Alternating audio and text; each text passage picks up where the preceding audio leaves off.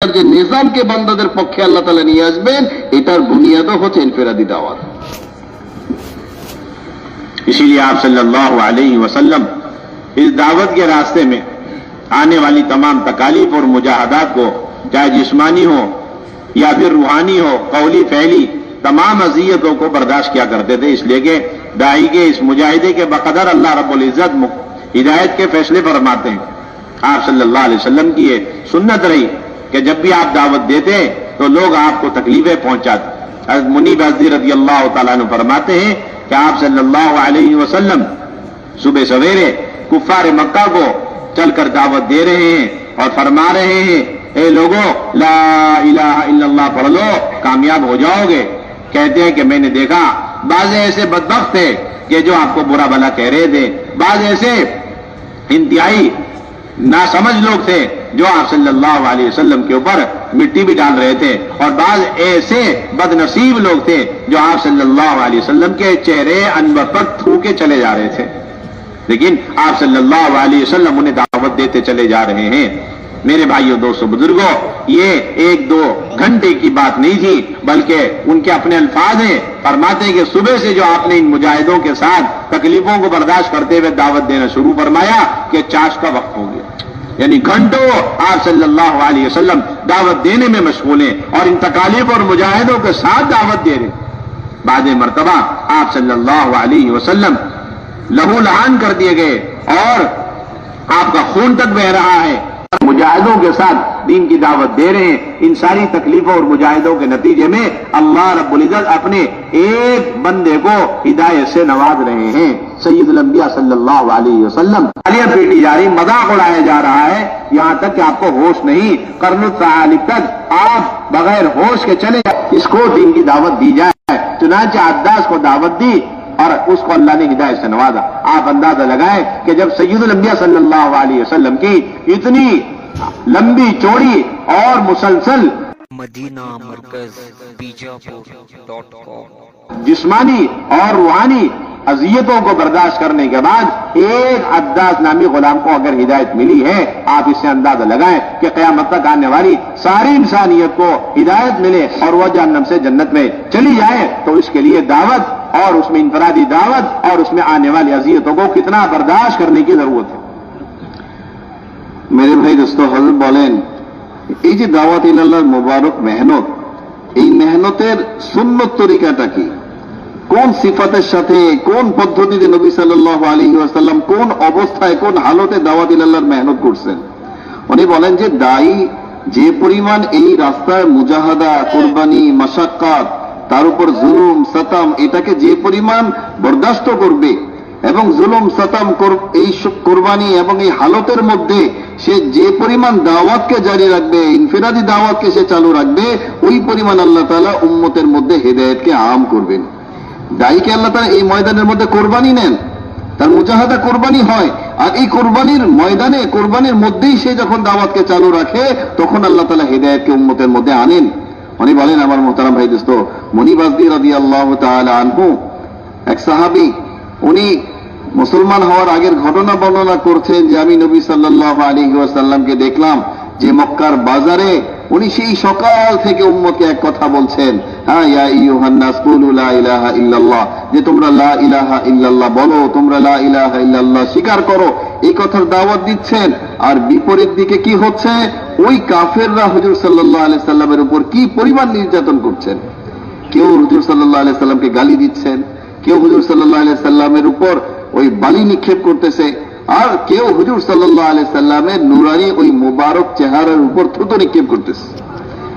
এবং এই কঠিন অবস্থার মধ্যে, হ্যাঁ, বলে এক দুই মিনিটের জন্য দাওয়াত না, ঘন্টার পর ঘন্টা এই কোরবানির মধ্যে দিয়ে হুজুর সাল্লাল্লাহু আলাইহি সাল্লাম দাওয়াত দিচ্ছেন। ওই সাহাবী বলেন যে আমি দেখলাম যে উনি ফজর থেকে শুরু করছেন, চাশতের ওয়াক্ত হয়ে গেছে, অর্থাৎ ঘন্টার পর ঘন্টা উনি এই জুলুম নির্যাতনের সাথে উনি দাওয়াত দিচ্ছেন। আমার ভাই দোস্ত আজিজ, এই জুলুম নির্যাতন আর এই হালতের ভিতরে, এই ভিতরেই দাওয়াতের মেহনত চলে। এই ভিতরে বালকগুলি হুজুর সাল্লাল্লাহু আলাইহি সাল্লামকে তায়েব থেকে এরকম গালি দিচ্ছিল আর বের করছিল, আর হুজুর সাল্লাল্লাহু আলাইহি সাল্লামের উপর পাথর নিক্ষেপ করতেছিল। ইতিহাসের মধ্যে আছে যে এই পরিমাণ নবী সাল্লাল্লাহু আলাইহি সাল্লামকে এই দাওয়াতের মুবারক মেহনতের মধ্যে তায়েফে নির্যাতন করা হয় যে হুজুর সাল্লাল্লাহু আলাইহি সাল্লামের পুরো দেহ রক্তাক্ত হয়ে যায়, তার পায়ের জুতা পর্যন্ত রক্তে আটকে যায়। ওই হুজুর সাল্লাল্লাহু আলাইহি সাল্লামের এই তায়েফের ঘটনা, তায়েফের দাওয়াতের এই মুবারক মেহনতের কারণে তাকে এই জুলুমের শিকার হইতে হয়।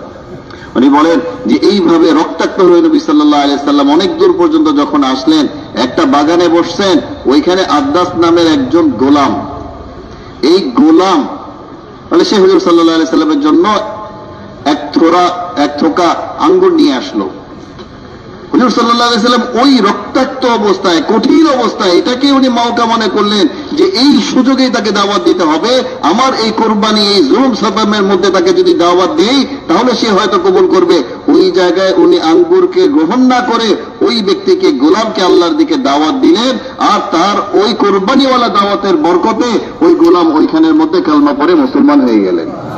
হযরত বলেন ভাই দোস্ত, একজন গোলামকে মুসলমান বানানোর জন্য জনাবে মুহাম্মদুর রাসূলুল্লাহ সাল্লাল্লাহু আলাইহি ওয়াসাল্লামের মতো মুবারক জিসিম, জনাবে মুহাম্মদুর রাসূলুল্লাহ সাল্লাল্লাহু আলাইহি ওয়াসাল্লামের মতো রূহানী নবী, উনাকে যদি এই পরিমাণ জুলুম নির্যাতন সহ্য করতে হয়, তাহলে কিয়ামত পর্যন্ত আনেওয়ালা যে উম্মতি, কিয়ামত পর্যন্ত আনেওয়ালা যত মানুষ দুনিয়ার মধ্যে আসবে, এই সমস্ত মানুষকে হিদায়াতের উপর আনার জন্য, জাহান্নামের আগুন থেকে বাঁচানোর জন্য আমাকে আপনাকে এই ইনফেরারি দাওয়াতের ময়দানে কি পরিমাণ মুজাহাদার কোরবানি উঠাইতে হবে।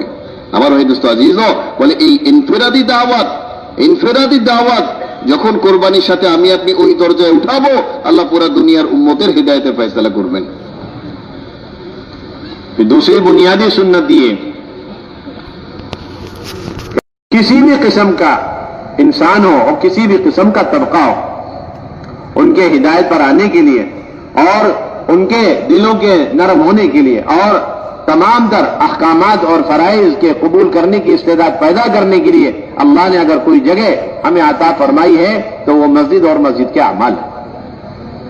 इसलिए अल्लाह रब्बुल इज्जत ने दो बातें फरमाई। एक तो ये कि मुशरिकीन ये मस्जिदों को आबाद नहीं कर सकते, उनके शिर्क का ये असर है कि वो इन मसाजिद को आबाद कर ही नहीं सकते। और दूसरी तरफ अहले ईमान की सिफत और बुनियादी जिम्मेदारी और इनको आबाद रखे। और फिर अल्लाह रब्बुल इज्जत ने इस पर हिदायत का वादा फरमा दिया कि गैर का तासुर, तमाम शक्लों नक्शों असबाब का यकीन दिल के अंदर से निकल कर वाहिद अल्लाह रब्बुल इज्जत के ज़ात आली के तासुर और यकीन के दिल के अंदर करने की कोशिश ना करना भी मसाजिद को वीरान करने के हुक्म में ही दाखिल है।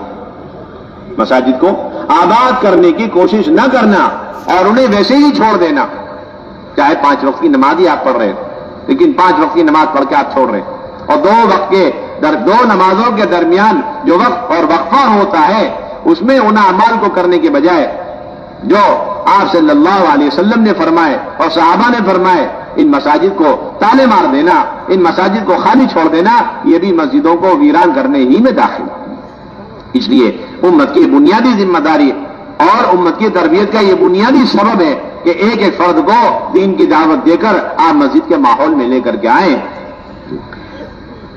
मेरे भाई दोस्तों बोलें, দ্বিতীয় যে বুনিয়াদি হেদায়েতের সবব হুজুর সাল্লাল্লাহু আলাইহি ওয়াসাল্লাম এই উম্মতের কাছে রেখে গেছেন, উম্মতের তালিম, তারবিয়ত এবং তাজকিয়ার জন্য যে বুনিয়াদি জায়গা হুজুর সাল্লাল্লাহু আলাইহি ওয়াসাল্লাম উম্মতকে চিনাইছেন, মসজিদ, আল্লাহ পাকের ঘর এবং মসজিদ ভিত্তিক ওই নবীওয়ালা আমাল।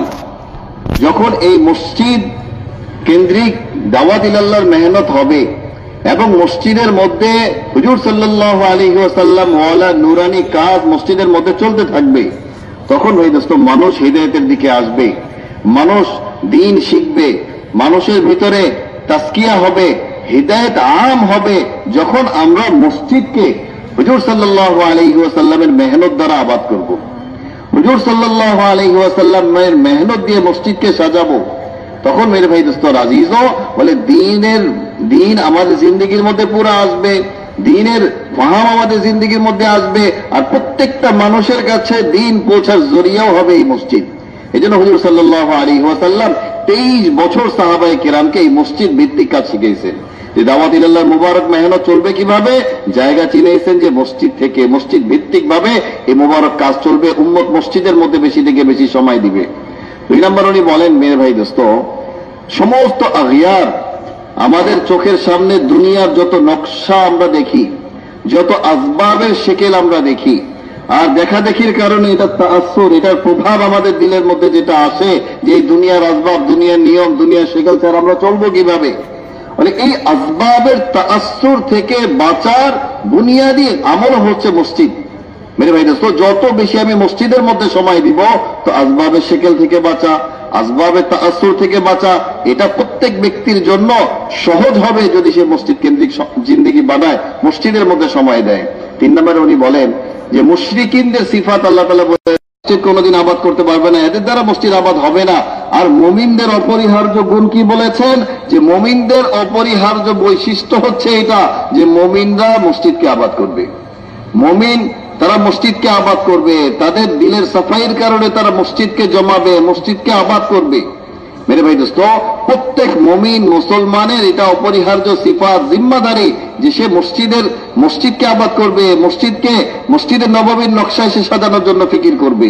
উনি বলেন যে ইলিয়াস সাহেব রহমতুল্লাহ আলাইহি বলতেন যে মসজিদ আবাদ করার জন্য চেষ্টা না করাই হচ্ছে মসজিদকে বিরান বানায় দেওয়া।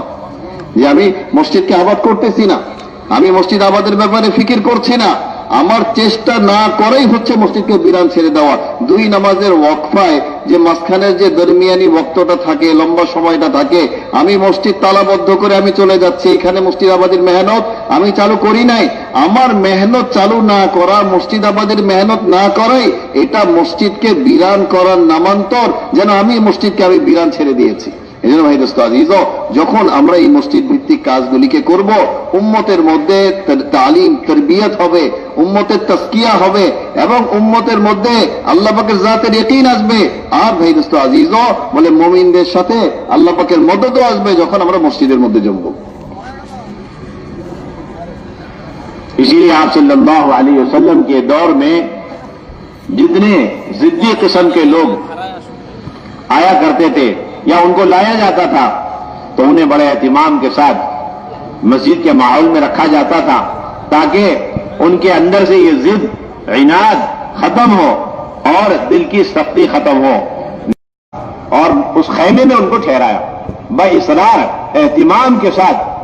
ऐसे लोगों को आपने मस्जिद में क्यों ठहराया? रिवायत में खुद सराहत मौजूद है ताकि उनके दिल नरम हो जाएं और जिन फराइज के लिए वो तैयार नहीं है वो इन फराइज को कबूल करके उन पर अमल करने वाले बन जाएं। रिवायत में मौजूद है कि चंद दिन गुजरे थे, सिर्फ और सिर्फ मस्जिद के माहौल और फरिश्तों के फरों के तासीर से उनके अंदर ऐसी तब्दीली पैदा हुई, इस्तेदाद पैदा हुई कि वो दीन में 100% दाखिल होने के लिए तैयार हो गए। नमाजें भी शुरू कर दी, रोजे भी रखने शुरू कर दिए और जिहाद के लिए भी अंदर से तैयार हो गए।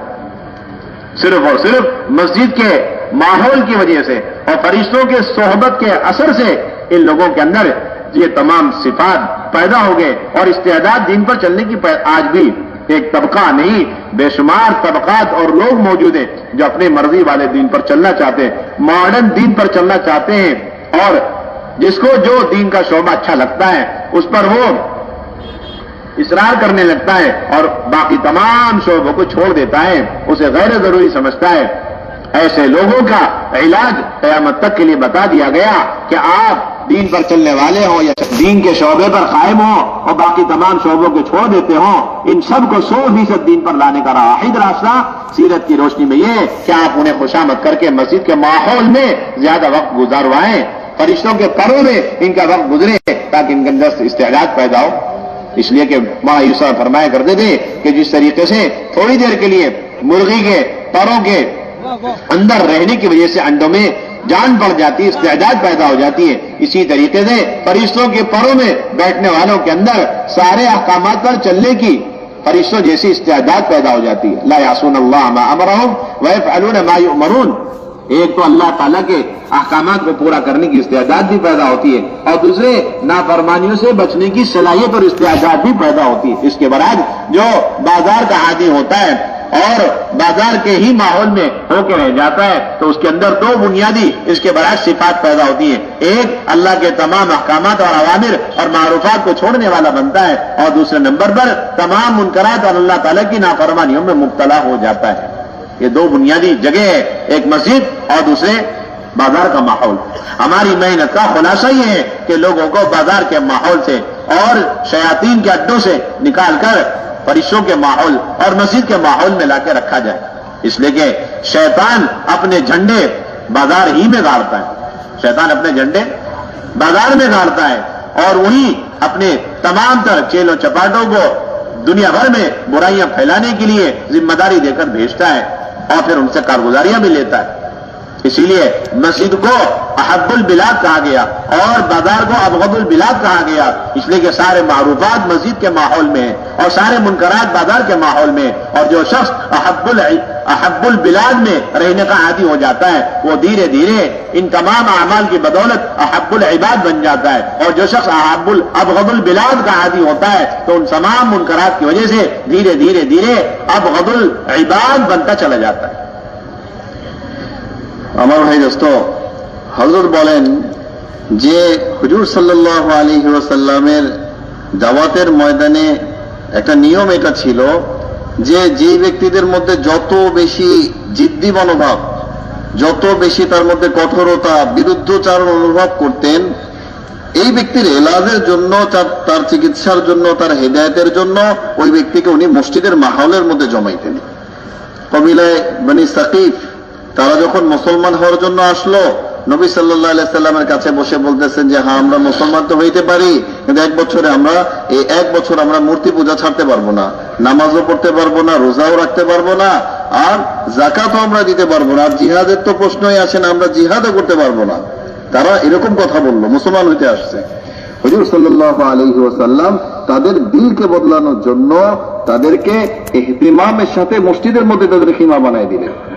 কিছুদিন যখন এই কবিলায় বনি সাকিফ তারা মসজিদে অবস্থান করলেন, মসজিদের মাহৌল দেখলেন, মসজিদের নুরানি পরিবেশের মধ্যে থাকলেন, ফেরেশতাদের নুরানি পরের নিচে যখন তারা কিছুদিন অবস্থান করলেন, কিছুদিনের মধ্যে তারিখের মধ্যে পাওয়া যায় যারা ইসলামের একটা আহকাম মানার জন্য তৈরি ছিলেন না, এই সমস্ত ওইটাকে সে বলে এটা আমি করব না, এই ধরনের মডার্ন চিন্তা ভাবনার অনেক মুসলমান আছে যারা কিছু অংশ মানতে চায়, কিছু অংশ ছাড়তে চায়। এই সমস্ত মানুষকে পরিপূর্ণ দিনের মধ্যে আনার রাস্তা ওইটাই যেটা নবী সাল্লাল্লাহু আলাইহি ওয়াসাল্লাম সাহাবায়ে কেরামকে দেখাইছেন যে মসজিদের মধ্যে জমা হও, মসজিদের মধ্যে উম্মতকে জমা করো। মোহতারাম ভাই দোস্ত আজিজো, আমাদের এই মেহনতের খোলাসাই এটা যে উম্মতকে মসজিদের মধ্যে জমা করা, মসজিদের মাহৌলের মধ্যে আনা, মসজিদের মাহৌলের মধ্যে নিয়ে আসা। হযরত মাওলানা ইউসুফ সাহেব রহমতুল্লাহ আলাইহি বলতেন যে একটা মুরগির পরের নিচে কিছুদিন ডিমের অবস্থানের কারণে এই মৃত একটা ডিম থেকে জীবিত বাচ্চা বের হয়ে যায়, তার মধ্যে জান চলে আসে। ঠিক এরকম ভাবে যখন মানুষ মসজিদের মাহৌলের মধ্যে ফেরেশতাদের নুরানি পরের নিচে অবস্থান করবে, তো প্রত্যেকটা মানুষের মধ্যে ফেরেশতাওয়ালা আল্লাহ পাকের হুকুম মানার জজবা তৈরি হবে এবং ফেরেশতাওয়ালা আল্লাহ পাকের নাফরমানি থেকে বাঁচার জজবা তার মধ্যে পয়দা হবে যদি সে ফেরেশতাদের নুরানি পরের নিচে মসজিদের মধ্যে অবস্থান করে। কেন আমার ভাই দোস্ত আজিজ, আল্লাহ রাব্বুল ইজ্জত মসজিদকে বলেছেন আহাব্বুল বিলাদ, যে পৃথিবীর মধ্যে সর্বপ্রিয়, আমার সবচেয়ে প্রিয় জায়গা হচ্ছে মসজিদ। তো এই মসজিদের মধ্যে ফেরেশতাদের মাহৌলে, নুরানি মাহৌলে যে যত বেশি সময় দিবে, হযরত বলেন যে সে আহাব্বুল ইবাদে পরিণত হবে। এই দুনিয়ার মধ্যে আল্লাহ পাকের যত বান্দা আছে, এই সমস্ত বান্দাদের মধ্যে সবচেয়ে প্রিয় বান্দায় পরিণত হবে ওই ব্যক্তি যে বেশি থেকে বেশি সময় মসজিদে অবস্থান করবে। ঠিক এটার বিপরীত আল্লাহ পাক বলেন, হাদিসের মধ্যে আসছে আবগাদুল বিলাদ, সবচেয়ে নিকৃষ্ট ঘৃণিত জায়গা হচ্ছে বাজার। কেন? এই বাজারের মধ্যে শয়তান তার ঝান্ডা গাড়ে আর তার সৈন্যবাহিনীগুলিকে জমা করে আর তাদেরকে বিভিন্ন নাফরমানির মধ্যে বান্দাদেরকে লিপ্ত করার জন্য তাদেরকে গাছতে পাঠায়, তাদেরকে বিভিন্ন দায়িত্ব দিয়ে পাঠায়। এই জায়গার মধ্যে সে মশওয়ারা করে, এই জায়গার মধ্যে সে তাদের থেকে কারগুজারি নেয়। ভাই দোস্ত, এটা হচ্ছে শয়তানের ঘাঁটি, শয়তান এখানে তার ঝান্ডা লাগায়। বলে এই বাজারের মধ্যে মানুষ যখন বেশি সময় অবস্থান করে, বাজারমুখী জিন্দেগি বানায়, মসজিদে না আসে, বলে এই বাজারে থাকতে থাকতে এই বান্দার মধ্যেও বলে সে যে মসজিদমুখী হয় না, বাজারমুখী জিন্দগি বানায়, ওই শয়তানের মাহলের মধ্যে থাকে, ধীরে ধীরে সে আবগজুল ইবাদ, বান্দাদের মধ্যে সবচেয়ে ঘৃণিত পর্যায়ে চলে যায়। ভাই দোস্ত আজিজ, এই জন্য আমাদের এই পুরা মেহনতের খোলাসা হচ্ছে ভাই দোস্ত সবাইকে বাজারের মাহৌল থেকে তাদেরকে টেনে মসজিদের মাহৌলের মধ্যে জমা করা। बाजार का माहौल इतना मुफसिद अकायद और इबादत और मामलात मुआशरे के लिए है, उसके लिए एक किस्सा बाजार के फसाद और उसके मुफसिद होने के लिए, उसको समझने के लिए एक किस्सा काफी है। उमर फारूक रजी अल्लाह तआला अन्हु के जमाने में एक नौजवान इंतहाई इबादत गुजार और मस्जिद को हर वक्त देने वाला और मस्जिद से चिमटा रहता था। हद उमर को भी उससे बड़ा ताल्लुक, उससे बड़ी मोहब्बत, और वो घर से निकलता था सिर्फ अपने वालिदैन की खिदमत के लिए, इसके अलावा उसका कोई काम नहीं। हर वक्त मस्जिद में दौरे फारूकी है, हजरत उमर का जमाना खुद है और हजरत उमर की मौजूदगी में है, और मस्जिद से बाहर कोई उसकी मशगूली नहीं, सिर्फ अपने वालिदैन की खिदमत के लिए जाने का सिलसिला था। लेकिन मस्जिद से निकलकर अपने वालिदैन की खिदमत के लिए जाने के रास्ते में एक गुनहगार औरत का घर पड़ा करता था। शैतान ने उसके जरिए से इस नौजवान को बहकाने की कोशिश करी, गुनाह में मुब्तला मुलव्वस करने की कोशिशें करी। चुनांचे वो औरत इसे गुनाह की तरफ बुलाती रही, दावत देती रही, यहां तक कि एक मर्तबा उसके दिल में गुनाह की बात आ गई और वह औरत आगे आगे घर में दाखिल हुई और ये नौजवान उसके पीछे पीछे उसके घर में दाखिल तक हो गया। अब गुनाह करने में कोई हाइल नहीं, कोई मान्या, कोई हिजाब नहीं, लेकिन नेकियों का असर बाकी रहता है। कहते कि अचानक उस नौजवान को यह आयत याद आ गई, इन्नल्लज़ीना तक़ौ इज़ा मस्सहुम ताइफुम मिनश शैतानि तज़क्करू फ़इज़ा हुम मुबसिरून। बस इस आयत की याद आने की देरी थी कि वो फौरन बेहोश होकर गिर गया। उस औरत को डर हुआ, अपने बांदी के सहारे से उस नौजवान को उठाया और उसके घर के दरवाजे पर छोड़कर रातों रात वापिस आ गई। घर के अंदर घर वाले परेशान, उसके तलाश में निकलने के लिए जब दरवाजा खोला तो देखा कि बेटा बेहोश दरवाजे पे पड़ा हुआ, उसे अंदर ले गए। बहुत देर बाद होश आया, मालूम करने पर उसने सारा किस्सा सुनाया तो उसके वालिद ने पूछा कि वो कौन सी आयत थी बेटा जिसके याद आने से फौरन तुम बेहोश हुए और इस तरह तुम इस गुनाह से बच गए। तो उसने वो आयत दोबारा तिलावत की, इन्नल्लज़ीना तक़ौ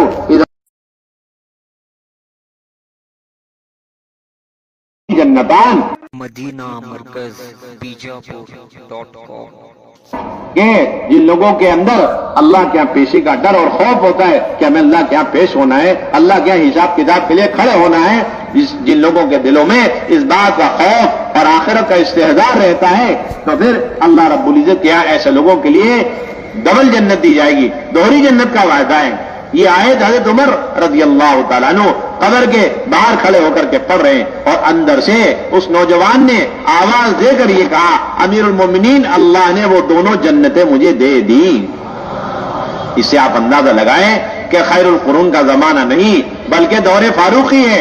ऐसा दौर कि उस दौर के फारूक आजम अगर एक गली से जा रहे हैं तो शैतान अपना रास्ता बदल लेता है। ऐसे दौर में इंतहाई पाकबाज और तरबियत याफ्ता इबादत ही में और मस्जिद नबवी में 24 घंटे वक्त गुजारने वाला और हजरत उमर फारूक रज़ी अल्लाह तआला अन्हु की निगरानी में वक्त गुजारने वाला, बाहर की कोई मशगूली नहीं, सिर्फ एक नेक काम करने यानी वालिदैन की खिदमत के लिए थोड़ी देर के लिए बाहर जा रहा है। बाजार से उसका कोई ताल्लुक नहीं, गलियों से कोई ताल्लुक नहीं, सिर्फ गली से गुजर के जाना है। एक इबादत यानी हुकूकुल्लाह से फारिग होकर हुकूकुल इबादत की अदायगी के लिए सिर्फ गली को इस्तेमाल कर रहा पार होने के लिए। इस दरमियान अगर शैतान उस पर डोरे डाल सकता है एक औरत के जरिए से, उसे गुमराह कर सकता है, इससे आप अंदाजा लगाएं कि वो लोग जो हमेशा बाजार में बैठे रहते हैं वो कितने गुमराह होते चले जाएंगे। और ये भी अंदाजा लग सकता है कि इतने बड़े खतरे से हिफाजत मस्जिद और मस्जिद को वक्त देने की बरकत से अल्लाह रब्बुल इज्जत ने उस नौजवान की हिफाजत फरमाई है। तो ये बात वाज़ेह हो गई कि क़यामत तक कितने बड़े फितने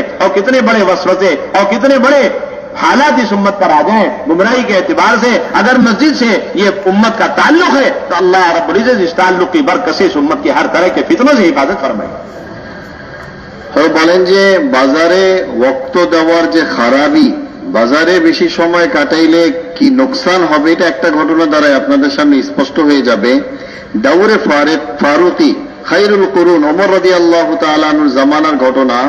একজন নওজওয়ান বড় ইবাদত গুজার, সারাদিন মসজিদের মধ্যে ইবাদত বন্দেগীর মধ্যে লিপ্ত থাকতেন। আর তার আরেকটা কাজ কি ছিল, মাঝে মধ্যে ওয়ালিদাইন তার বাবা মার খেদমতের জন্য ঘরের মধ্যে যেতেন। ওমর রাদিয়াল্লাহু তাআলা আনহুর যে নুরানি জামানা, ওই জামানার ওই নওজওয়ান যে মসজিদে নববীর মধ্যে অধিকাংশ সময় কাটায় দিচ্ছেন, বলে সে একবার তার মা বাবার খেদমতের জন্য মসজিদ থেকে বাজারের এক রাস্তা ধরে সে ঘরের দিকে যাচ্ছিলেন। ওই রাস্তায় একজন ফাহেসা মহিলা ছিল। সে ওই জায়গার মধ্যে ওই নওজওয়ানকে বিভ্রান্ত করার জন্য বারবার চেষ্টা করত। সে ওই দিন তাকে, ওই নওজওয়ানকে তার দিকে আবার আকর্ষণ করার জন্য চেষ্টা করলো। আর ওই যে বাজারের মাহৌলের যে প্রভাব, শয়তানও কিছুটা আসর দিয়ে দিল। নওজওয়ান তার পিছনে পিছনে গিয়ে ওই মহিলার ঘর পর্যন্ত চলে গেল।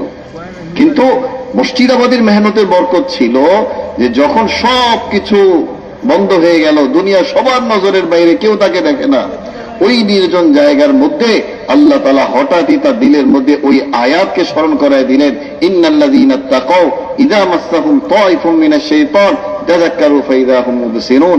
যারা আল্লাহকে ভয় করে চলে, যখনই শয়তানের কোন দল অংশ তাকে ধোঁকা দেয়, তখনই সে আল্লাহকে স্মরণ করে। তারা আল্লাহকে স্মরণ করে এবং আল্লাহকে স্মরণ করার বরকতে আল্লাহ পাক তাদেরকে সত্য মিথ্যা দেখায় দেয়। আল্লাহ পাক তাদের সামনে রাস্তা স্পষ্ট করে দেয়, তারা সব দিবালোকের মতো দেখতে থাকে। এই আয়াত যখন স্মরণ হইল, আয়াত স্মরণ হওয়ার সাথে সাথে নওজওয়ান ওই জায়গার মধ্যে বেহুশ হয়ে পড়ে গেলেন।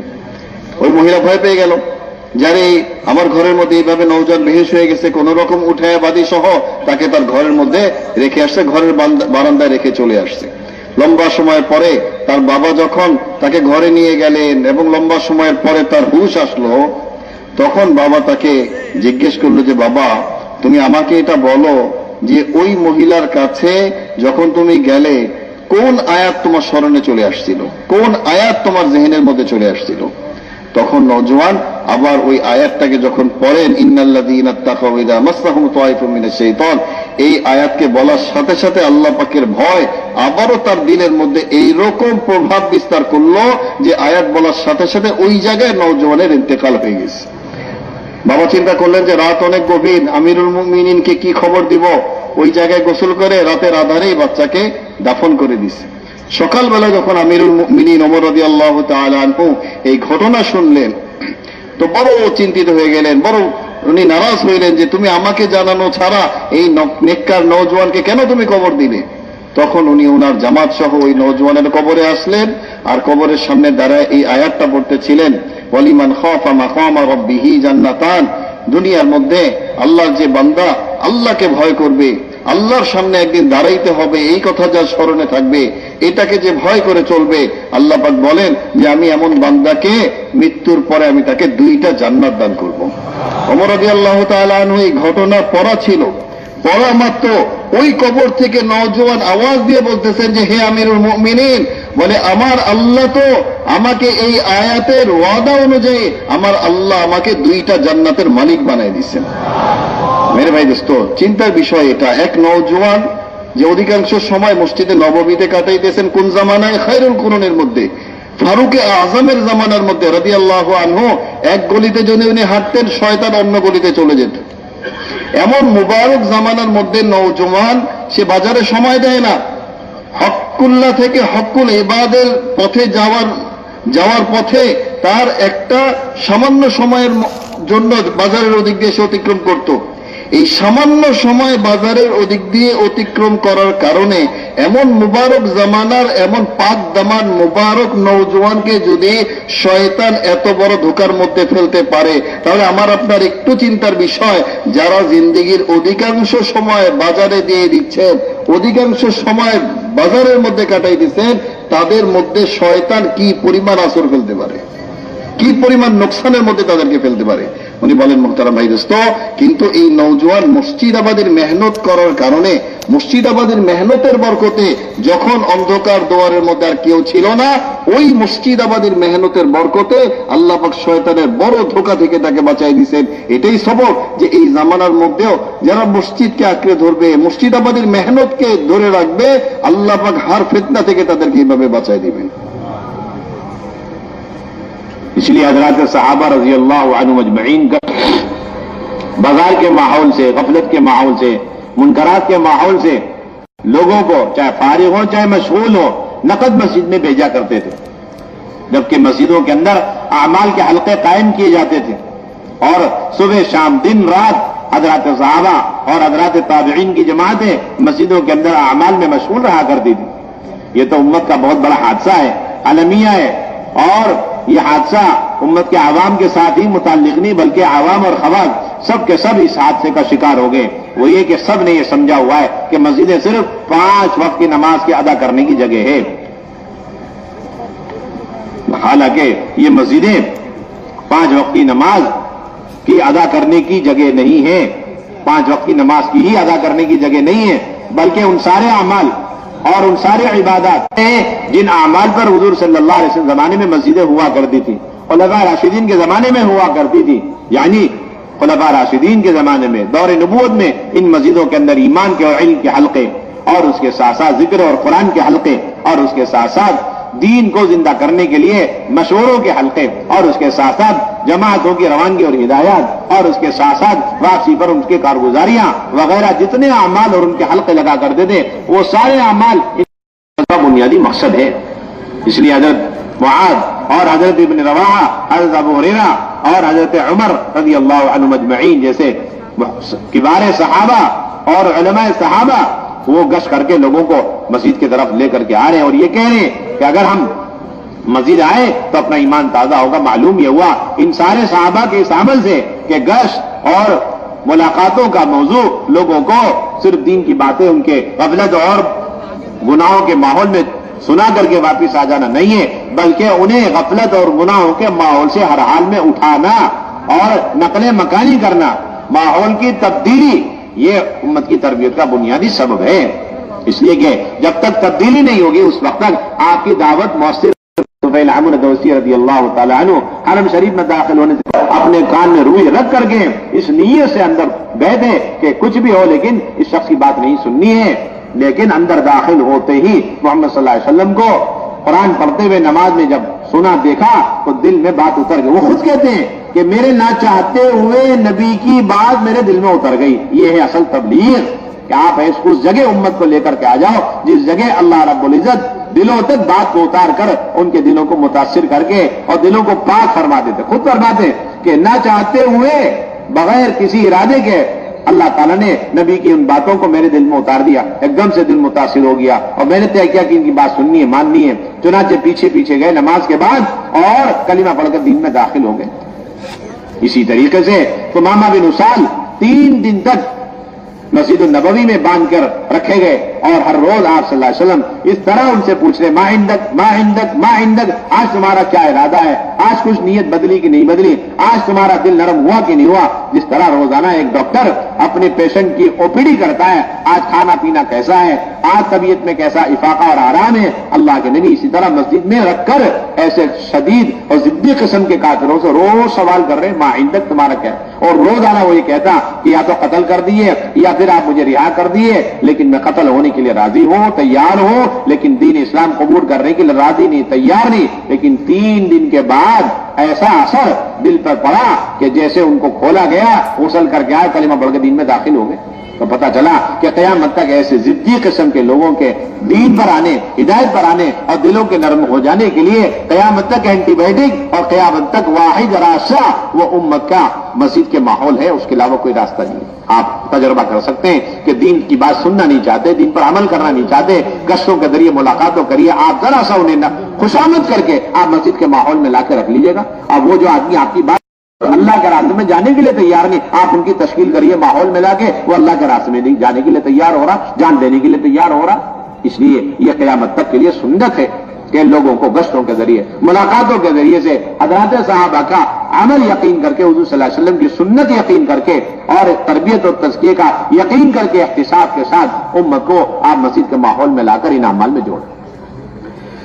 मेरे भाई दोस्तों, हज़रत बोलें সাহাবায়ে কেরাম রাদিয়াল্লাহু তাআলা আনহুম আজমাইন ওনাদের মামুল ছিল এটা, ওনারা মসজিদের বাইরে মানুষকে দাওয়াত দিতেন এবং দাওয়াত দিয়ে মানুষকে মসজিদের মাহৌলের মধ্যে জমা করতেন। বাহিরে দাওয়াত দিয়ে উম্মতকে মসজিদের মাহৌলে জমা করা, এটা সাহাবায়ে কেরামের রোজানা মামুল ছিল। সাহাবায়ে কেরাম মসজিদটাকে এইভাবে সাজাইছেন যে মসজিদ শুধু নামাজ, 5 ওয়াক্ত নামাজ আমরা পড়লাম।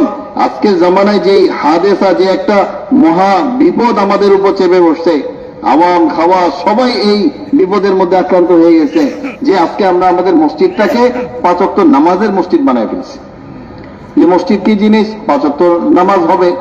অথচ বের ভাই দোস্ত আজিজ, ও হুজুর সাল্লাল্লাহু আলাইহি ওয়াসাল্লামের জামানায় রাসূলুল্লাহ সাল্লাল্লাহু আলাইহি সাল্লাম যে মসজিদ নির্মাণ করেছিলেন, এটার মাকসাদ শুধু নামাজ ছিল না যে 5 ওয়াক্ত নামাজই শুধু পড়া হবে, এরপরে মসজিদের মধ্যে কোনো কাজ নাই, কোনো মসজিদের মধ্যে কোনো আমল নাই। বরং ভাই দোস্ত আজিজ, মসজিদ ছিল ওই জায়গা যেখানে এলেমের হালকা হবে, ইমানের হালকা হবে, যেখানে জিজ্ঞাত ব্যাপক আকারে সারা দুনিয়ার মুসলমানের মধ্যে এই এক ধারণা চলে আসছে যে মসজিদ আমরা 5 ওয়াক্ত নামাজের জন্য বানায় ফেলছি। অথচ সাহাবায়ে কেরামের দাউরে, সাহাবায়ে কেরাম উম্মতকে মসজিদের বাইরে গিয়ে মসজিদের দিকে নিয়ে আসতেন এই হালকা গলিতে বসানোর জন্য। মাওলানা ইউসুফ সাহেব রহমতুল্লাহ আলাইহি বলতেন যে আমাদের এই মেহনতের দ্বারা মাকসাদ কি?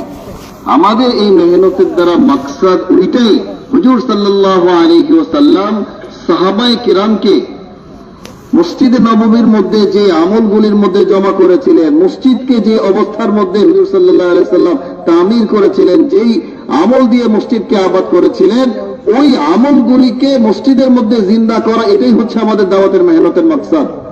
যার কারণে কিবারে সাহাবা, মুআয রাদিয়াল্লাহু তাআলা আনহু, ওমর ফারুক রাদিয়াল্লাহু তাআলা আনহু, ওনাদের মতো বড় বড় সাহাবারা ওনারা মুস্তাকিল গাছতে যেতেন, মসজিদের বাইরে যেতেন, এবং শুধু দাওয়াত দেওয়াটাকে ওনারা উদ্দেশ্য বানাইতেন না, বরং দাওয়াত দিয়ে তার অবস্থানকে পরিবর্তন করতেন। বাজারের গুনাহের মাহৌলে ছিল, অবস্থান পরিবর্তন করে তাকে মসজিদের দিকে তাসকিল করতেন। নগদ নগদ মসজিদে আনার ফিকির, এটা ছিল সাহাবায়ে কেরামের আমল, সাহাবায়ে কেরামের মামুল। যে যারা গাফলতের মাহৌলের মধ্যে আছে, গাস্ট করো তাদের পিছনে, তাদেরকে নিয়ে মসজিদের মাহৌলের মধ্যে আসো, মসজিদের মাহৌলের মধ্যে জমা করো। হযরত মাওলানা ইলিয়াস সাহেব রাহমাতুল্লাহ আলাইহি বলতেন যে আমাদের তাবলীগ কি জিনিস? তাবলীগ মানুষের কানে একটা কথা পৌঁছে দেওয়ার নাম না। আমি কিছু ভালো কথা মানুষকে শোনাই দিলাম, এটার নাম তাবলীগ না। উনি বলতেন যে তাবলীগ হচ্ছে আল্লাহ পাকের কথা, এটা মানুষের দিলের মধ্যে বসায় দেওয়ার নাম হচ্ছে তাবলীগ। কিছু ভালো কথা শোনায় দেওয়ার নাম তাবলীগ না, এই কথাগুলিকে দিলের মধ্যে বসায় দেওয়া, দিলের মধ্যে বদ্ধমূল করে দেওয়া, এটা হচ্ছে তাবলীগ। আর এটা জায়গা হচ্ছে মসজিদ। ভাই দোস্ত আজিজ, যখন আমি উম্মতকে মসজিদের মধ্যে জমা করব, তো উম্মতের দিল বদলায় যাবে। হুজুর সাল্লাল্লাহু আলাইহি ওয়াসাল্লামের জামানা থেকে আল্লাহ পাকের পক্ষ থেকে এটাই তরতিব যে মসজিদের মাহৌলের মধ্যে উম্মতের দিন নেওয়ার যোগ্যতা তৈরি হয়। উনি তোফাইল ইবনে আমর দাউসী রাদিয়াল্লাহু তাআলা আনহুর ঘটনা বললেন যে মসজিদের বাইরে তার কাফেরদের কথা শুনে একরকম অবস্থা ছিল যে আমি নবীজির কথাই শুনবো না, কানের মধ্যে তুলা দিয়ে উনি মসজিদে ঢুকলেন যে তার কোনো কথাই আমার কানের মধ্যে ঢুকতে না পারে। আরে উনি নিজে বলেন যে আমি তো এইরকম মনোভাব নিয়ে মসজিদে ঢুকলাম যে মুহাম্মদ সাল্লাল্লাহু আলাইহি সাল্লামের কোনো কথা যেন আমার কানের মধ্যে না আসে, কিন্তু ওই আমলের মাহৌলের মধ্যে যখন আসছেন তখন উনি নিজে ওনার কানের তুলাকে বের করে নিলেন। ওই আমলের তাসির এমন ভাবে ওনার দিলের মধ্যে জায়গা করে নিল যে হুজুর সাল্লাল্লাহু আলাইহি ওয়াসাল্লামের কাছে এসে মসজিদের মাহৌলের বরকতে ওই জায়গার মধ্যে কালিমা পড়ে মুসলমান হয়ে গেলেন। সুমামা ইবনে উসাল রাদিয়াল্লাহু আনহু অনেক বড় কঠোর সাহাবী ছিলেন। সাহাবায়ে কেরাম যখন ওনাকে ধরে নিয়ে আসলেন, হুজুর সাল্লাল্লাহু আলাইহি ওয়াসাল্লাম তাকে এলাজ করার জন্য, তাকে হিদায়াতের মেহনতের উপর উঠানোর জন্য ওনাকে মসজিদে নববীর মধ্যে বেঁধে রাখলেন এবং 3 দিন পর্যন্ত লাগাতার ওনাকে প্রশ্ন করতেন যে সুমামা, তোমার কি নতুন কোন চিন্তার উদয় হয়েছে? নতুন কি তুমি কোনো চিন্তা করছো? তুমি কি ইসলামের দিকে কোনো চিন্তা করছো? প্রত্যেক দিন ওনার হালবুসি করতেন। একজন ডাক্তার যেমন প্রত্যেক দিন তার দেখাশোনা করে যে আপনার খানার কি অবস্থা, এখন কি অবস্থা, প্রত্যেক দিন যেমন তার পরিচর্যা করে, তার সাথে দেখা করে, হুজুর সাল্লাল্লাহু আলাইহি সাল্লাম মসজিদের মাহৌলের মধ্যে সাহাবীকে ওই সুমামা ইবনে উসাল রাদিয়াল্লাহু আনহুকে আটকে রেখে প্রত্যেক দিন ওনার কাছে যেতেন। উনি বলেন যত বড় জিদ্দি মানুষ হোক, যত বড় কঠোর হৃদয়ের মানুষ হোক, যত বিরুদ্ধচারী ব্যক্তি হোক, এই ব্যক্তিকে যখন মসজিদের মাহৌলের মধ্যে আমরা কিছুক্ষণ জমা করব, তো যে ব্যক্তি কথা শোনার জন্য তৈরি ছিল না, আমরা দেখবো যে এই ব্যক্তি কথাও শুনতেছে, এরপর আল্লাহ পাকের রাস্তায় তশকিল হয়ে লম্বা সফরের জন্য আল্লাহ পাকের রাস্তায় বের হয়ে যাচ্ছে। ওই যে জায়গার বরকত। সুমামা ইবনে উসাল রাদিয়াল্লাহু তাআলা আনহু 3 দিনের মাথায় উনি কালিমা পড়ে মুসলমান হয়ে গেলেন। মোহতারাম ভাই দোস্ত, উনি বলেন যে এটা শুধু হুজুরের জামানা পর্যন্ত না, এটা কিয়ামত পর্যন্ত এই নিয়ম যে মসজিদের মাহৌলের মধ্যে মানুষের দ্বীনের কথা নেওয়ার যোগ্যতা তৈরি হয়। আপনারা এটা পরীক্ষা করে দেখতে পারেন যে আপনারা একটা হচ্ছে মানুষকে বাইরে গিয়ে দাওয়াত দেন, বাইরে কথা বলেন, ওই জায়গায় তার মধ্যে কি প্রভাব পড়ে। একই ব্যক্তিকে আপনারা মসজিদের মধ্যে জমা করে দেখেন যে মসজিদের মধ্যে যখন তার সামনে কথা রাখা হয় তখন তার মধ্যে কি রকম পরিবর্তন আসে, তখন সে কিভাবে কথা গ্রহণ করে। আমার ভাই দোস্ত আজিজ, ওই যে হুজুর সাল্লাল্লাহু আলাইহি ওয়াসাল্লামের মুবারক যে মামুল, হুজুর সাল্লাল্লাহু আলাইহি সাল্লামের দাওয়াতের যে তর্জ পদ্ধতি, এই পদ্ধতিকে যখন আমরা অবলম্বন করব, উম্মতকে ধরে ধরে মসজিদে থেকে আল্লাহ তাআলা দ্বীন নেওয়ার ইস্তেদাদ দিবেন। উম্মতের মধ্যে হেদায়েতের জজবা আসবে, হেদায়েতের যোগ্যতা আসবে যখন উম্মতকে আমি আপনি মসজিদে জমা করে মসজিদের মাহৌলে ঈমানের কথা বলবো। आप सल्लल्लाहु अलैहि वसल्लम की मस्जिद में ऐसा मामूल था इल्म के और ईमान के हलकों का कि उसका कोई वक्त मुकर्रर नहीं था। 24 घंटे ये सिलसिले हुआ करते थे। खुद आप सल्लल्लाहु अलैहि वसल्लम फजर की नमाज के बाद मुसल्लियों की तरफ मुतवज्जह होकर बैठ जाया करते थे। कभी जोहर बाद बैठ गए, असर बाद बैठ गए, मगरिब बाद बैठ गए, ईशा के बाद बैठ गए, और दरमियानी रात में आप तशरीफ ले आए। हल्के आप ले रहे हैं, ईमान के हल्के ले रहे हैं, मसाइल के हल्के आप अपनी जात से ले रहे हैं, और बाद मर्तबा इतना लंबा वक्त आपने मस्जिद के अंदर इन ईमानी हल्कों में अपनी जात से सहाबा को लेकर गुजारा है कि अगर उम्मत इस हल्के पर आ जाए तो फिर उम्मत के अंदर की तमाम खराबियां और तमाम किस्म के अकायद की बुराइयां, इबादत और माशरे के अंदर की तमाम खामियां अल्लाह ताला दूर फरमाकर इसकी 100% तरबियत फरमा देंगे। मुस्लिम शरीफ की रिवायत, आप सल्लल्लाहु अलैहि वसल्लम फजर की नमाज के बाद मिंबर पर तशरीफ फरमा हुए और आप क़यामत तक आने वाले हवादिस और फितन का तस्करा फरमाते रहे और उसका इलाज किया वो बयान फरमाते रहे, यहां तक कि ज़ोहर का वक्त हो गया। आप सल्लल्लाहु अलैहि वसल्लम ज़ोहर की नमाज पढ़ने के लिए नीचे तशरीफ लाए और फिर आप दोबारा मिंबर तशरीफ फरमा हुए और असर तक आपने हदीस का हल्का लिया, ईमान का और गैब का हल्का लिया, पेशीन गोई देते रहे और फिर असर की नमाज का वक्त हो गया। असर की नमाज पढ़ने के बाद दोबारा मिंबर पे तशरीफ फरमा हुए और फिर उसके बाद गुरूब आफ्ताब तक आप हदीस सुनाते रहे, क़यामत तक आने वाले अहवाल और फिर फितने और उससे हिफाजत के असबाब और अमाल बयान करते रहे। ये फजर से लेकर मगरिब तक आप अपनी जात से बैठो, बैठ करके हमें हल्का लेना है। हम दोनों बैठ गए और हलाल हराम के इल्म के हल्के हमने लगाए और तस्करे करते रहे, यहां तक के फजर की अजान हो गई। ये मस्जिद नबवी का मामूल 24 घंटे का, सुबह भी, शाम, दिन और रात, दो करके हल्के लगा करके आप सल्लल्लाहु अलैहि वसल्लम खुद अपनी जात से, आप कोई तकरीर नहीं है बल्कि हम सब की इज्तिमाई जिम्मेदारी फरीजा है कि हम अपनी तमाम तर और पूरी दुनिया के अंदर जो मस्जिद हैं उन्हें उन तमाम अमाल पर दोबारा पलट कर लाना है और उम्मत के तमाम तबकात को ईमान और इल्म के हल्कों पर दोबारा मस्जिदों में जमा करना है, जिन हल्कों पर आप सल्लल्लाहु अलैहि वसल्लम हजरत सहाबा को छोड़ करके गए। बोले ना मोहतरम भाई दोस्तों, মসজিদে নববীকে হুজুর সাল্লাল্লাহু আলাইহি ওয়াসাল্লাম যে আঙ্গিকে তৈরি করেছিলেন, সাহাবায়ে কেরাম রাদিয়াল্লাহু তাআলা আনহুম আজমাইন ওনাদের মাধ্যমে মসজিদকে যেইভাবে উনি আবাদ করেছিলেন, সেটার পদ্ধতি শুধু নামাজ ছিল না যে 5 ওয়াক্ত নামাজ পড়েছেন তো জিম্মাদারি শেষ, বরং হুজুর সাল্লাল্লাহু আলাইহি ওয়াসাল্লামের 24 ঘন্টার মামুল কি ছিল, এক নামাজ শেষ হয়েছে তো আরেক নামাজ পর্যন্ত হুজুর সাল্লাল্লাহু আলাইহি সাল্লাম উম্মতকে আমলের মধ্যে ব্যস্ত রাখছেন, আরেক নামাজ শেষ হয়েছে তো আরেক নামাজ পর্যন্ত হুজুর সাল্লাল্লাহু আলাইহি সাল্লাম উম্মতকে আরেক আমলের মধ্যে মশগুল রাখছেন। এইভাবে 24 ঘন্টা মসজিদের মধ্যে উম্মতকে আমলের হালকা, ইমানের হালকার মধ্যে জমা করা, এটাই ছিল হুজুর সাল্লাল্লাহু আলাইহি সাল্লামের মসজিদের নমুনা। উনি বলেন যে মুসলিম শরীফের রিওয়ায়াত, হুজুর সাল্লাল্লাহু আলাইহি ওয়াসাল্লাম একদিন সাহাবায়ে কেরাম রাদিয়াল্লাহু তাআলা আনহুম আজমাইন ওনাদেরকে মসজিদের মধ্যে জমা করলেন। যখন ফজরের নামাজ হয়ে গেল হুজুর সাল্লাল্লাহু আলাইহি সাল্লাম মিম্বরের উপর উঠলেন এবং কিয়ামত পর্যন্ত কত ঘটনা আসবে, কিয়ামত পর্যন্ত যত আলামত আসবে, এই সমস্ত কিছু সাহাবায়ে কেরামের মাঝে বয়ান করা শুরু করলেন। এটার হল, এটা থেকে বাঁচার কি উপায়, এটা হুজুর সাল্লাল্লাহু আলাইহি সাল্লাম বলতেছিলেন। হযরত বলেন যে এটা কোনো ঘন্টা 2 ঘন্টার আমল ছিল না। ফজরের পরে হুজুর সাল্লাল্লাহু আলাইহি সাল্লাম শুরু করেছেন বয়ান করতে করতে ওই মজমার মধ্যে, হাদিসের মজমার মধ্যে জোহর পর্যন্ত হুজুর সাল্লাল্লাহু আলাইহি সাল্লাম এক মজমা এটা বয়ান করা শুরু করলেন। জোহরের নামাজ যখন হয়ে গেল, মিম্বর থেকে নেমে জোহর নামাজ পড়লেন, আবার মিম্বরের উপর উঠে আসর পর্যন্ত হুজুর সাল্লাল্লাহু আলাইহি সাল্লাম খুলতেছিলেন। আমার ভাই দোস্ত, আজকে বলে এটা শুধু আমাদের জন্য না, আওয়াম, খাওয়াস, ওলামা, সমস্ত তবকা সাল্লাল্লাহু আলাইহি সাল্লাম মসজিদকে সাহাবীদের মধ্যে তৈরি করেছিলেন। পরবর্তী জামানায় দেখা যায়, উনি বলেন মুসলিম শরীফের রওয়ায়াত, ওমর রাদিয়াল্লাহু তাআলা আনহু ঈশার নামাজ যখন শেষ হয়ে গেছে, তখন উনি আবু মুসা আশআরী রাদিয়াল্লাহু তাআলা আনহুকে ধরে বললেন যে চলো আমরা কিছু দিনের আলোচনা করি, আমরা কিছু ইলমের আলোচনা করি। ওনারা বলেন যে আমরা হাত ধরে আলোচনা শুরু করলাম, যে ঈশার নামাজের পরে আলোচনা শুরু করেছে, ওই আলোচনা করতে করতে ফজরের আজান হয়ে গেছে। ভাই দোস্ত, সাহাবীদের ওই মেজাজ হুজুর সাল্লাল্লাহু আলাইহি সাল্লাম তৈরি করেছিলেন যে মসজিদে আমাদের লম্বা থেকে লম্বা সময় ধরে ইমানের হালকা, ইলমের হালকা বানাইতে হবে। আজকে ভাই দোস্ত, আজকে আমরা যে মজমার মধ্যে জমা হয়েছি, এটা কোনো বয়ান তাকরীরের জায়গা না, এটা কোনো প্রোগ্রাম না যে আমরা একটা প্রোগ্রাম দিয়ে আপনাদেরকে কিছু ভালো কথা শোনানোর জন্য জমা করেছি।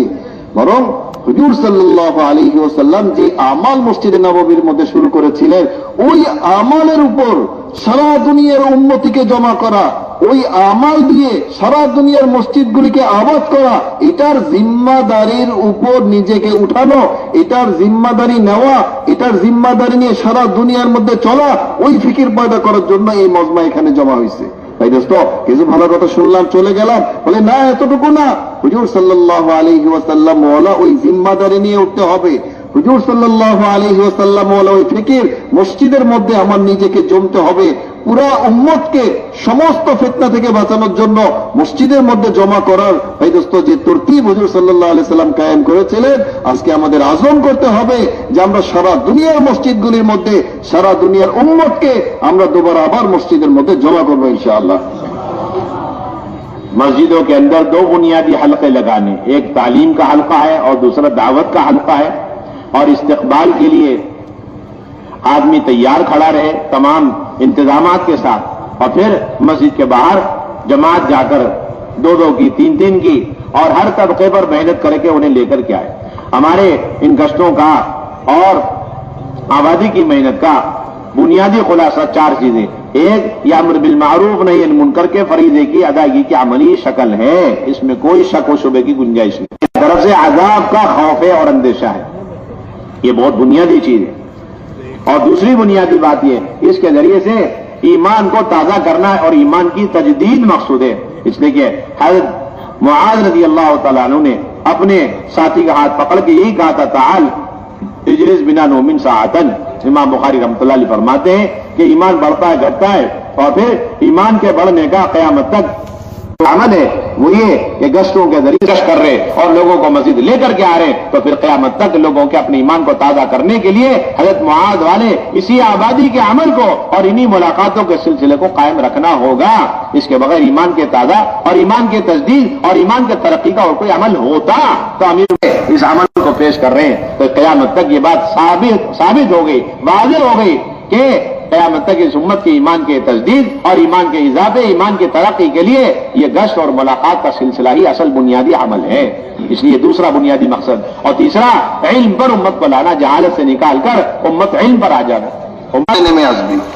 আল্লাহ পাকের